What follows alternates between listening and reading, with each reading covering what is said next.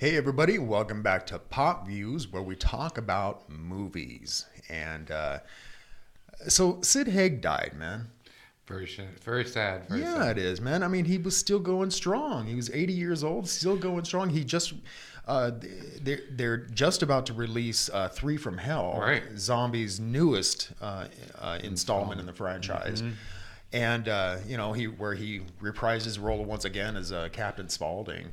And yeah, it's just a shame. Yeah, there he is as Captain Spaulding.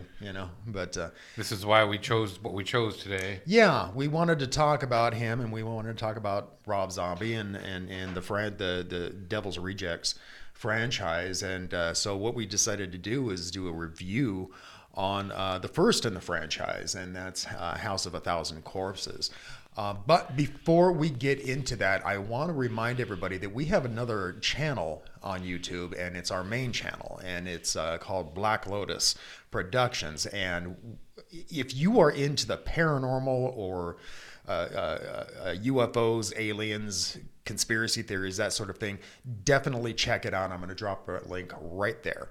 And I think if you're into that stuff, you're really going to enjoy it. We have a lot of videos there to watch. So, don't forget to like and subscribe to our channels, and be sure to share them around, because we really do appreciate that. We also have a group over at Facebook based on the Black Lotus Productions thing, where we talk about the paranormal and that kind of stuff. And I'll drop a link for that in the description, but it's called the Black Lotus Discussion Group, and definitely check us out over there. So anyway, let's get into this today. If I can get this thing working. There we go. We're back. We're back. So yeah, Sid Haig died on September 21st. And the reason he died, evidently, is that he took a pretty serious fall last month, and when he got to the hospital, he had some breathing problems, I guess, and he just never recovered. So he ended up dying of a lung infection. But apparently he was otherwise healthy, so just kind of a strange freak accident, What a shame. Yeah, it really was. But again, his most iconic role was definitely as Captain Spaulding in this franchise. So we are going to review House of a Thousand Corpses, which came out in 2003, and it was directed and written by Rob Zombie. It was his first movie he ever did, and it does star Sid Haig and Karen Black, which I was surprised to see. I mean, blast from the past. Wow, right? And Bill Moseley, and of course Sherry Moon Zombie, Rob Zombie's wife. Yeah, I heard that when he pitched the movie to Universal, he went into the producers and went, "Well, you can make it or not. I don't really care." That kind of thing. And so they ended up doing it, which, was kind of a shock to him. But, because he had no directing experience prior to that, other than, he directed a couple of his videos, And I don't know about you, but I'm a huge fan of Rob Zombie, Yeah. I've always said that, our generation is not going to be like any other generation in an old folks' home. Because we're going to be in there listening to Rob Zombie, Nine Inch Nails, all this other stuff, But anyway, getting on with the movie itself, I thought it was a really good movie, really, overall, because what he was trying to do was to emulate or pay homage to those old slasher flicks. And I'm not talking about like Friday the 13th or Halloween, those kind of things. I'm talking more along the lines of those old B-rated ones like Texas Chainsaw Massacre, Motel Hell. Exactly, yeah. And I thought he did a remarkable job at that. Yeah. At first, when I started watching it, I was like, okay, this seems a little dated, and then I realized what he was doing, and he did it perfectly. Yeah, I had never watched this movie, but I had watched the Devil's Rejects, and when I watched that, first of all, it was a long movie, and so, but I really didn't understand what the hell was going on, and I really wish I had watched the first one first. Would have made a little more sense. A little more sense, yeah, most definitely. But I thought that everybody in the movie did really well. They emulated those type of characters really well. Once I realized what he was going for, they did. They fit it perfectly.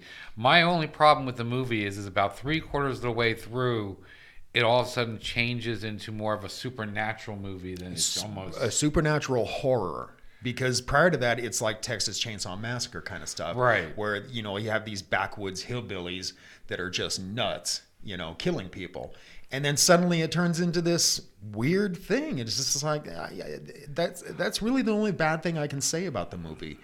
I didn't like all the extra creatures all of a sudden. Yeah, it didn't fit to me. Yeah, it took a turn for the worse, I thought.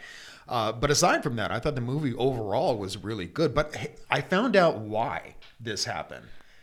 Why the ending was so strange. Yeah, and the reason being is because it was filmed, I guess, in 2000, but it wasn't released until 2003. And the reason for that is Universal, although they accepted the pitch and threw a bunch of money at it, they decided not to go ahead with the release.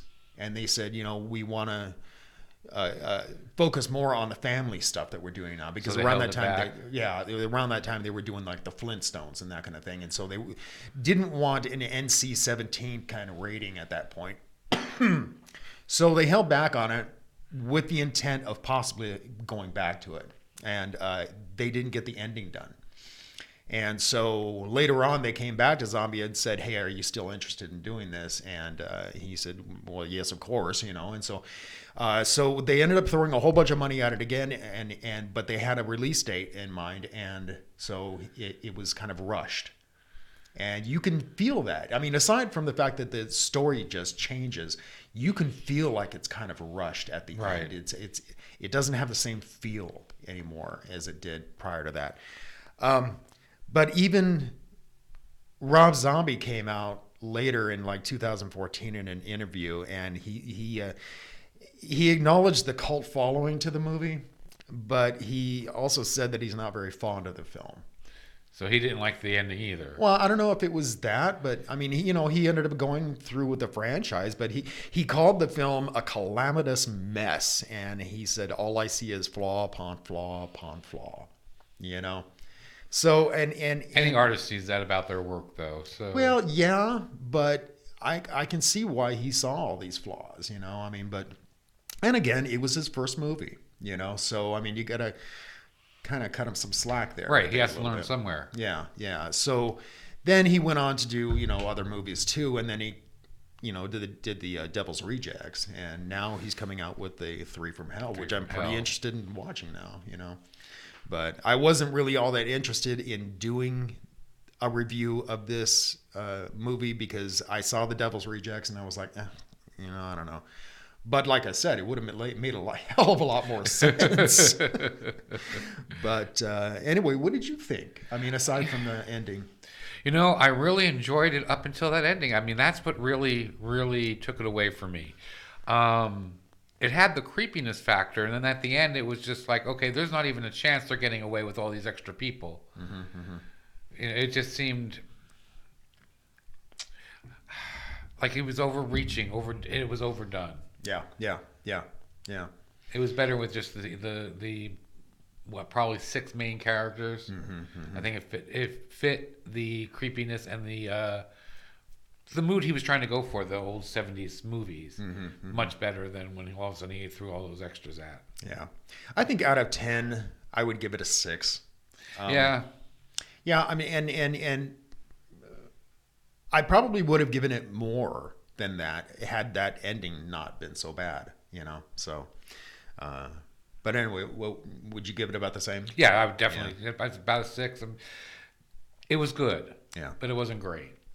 Yeah, I think it's definitely... The acting was good. Oh, yeah. The acting was phenomenal. And like I said, the directing was incredible. I mean, he really paid homage to those. It was the storyline that at the end that actually took it down, I think. Yeah, definitely. But anyway, let's say we get out of here. Sounds good. All right, folks. Thanks a lot for watching. And until next time, take it easy.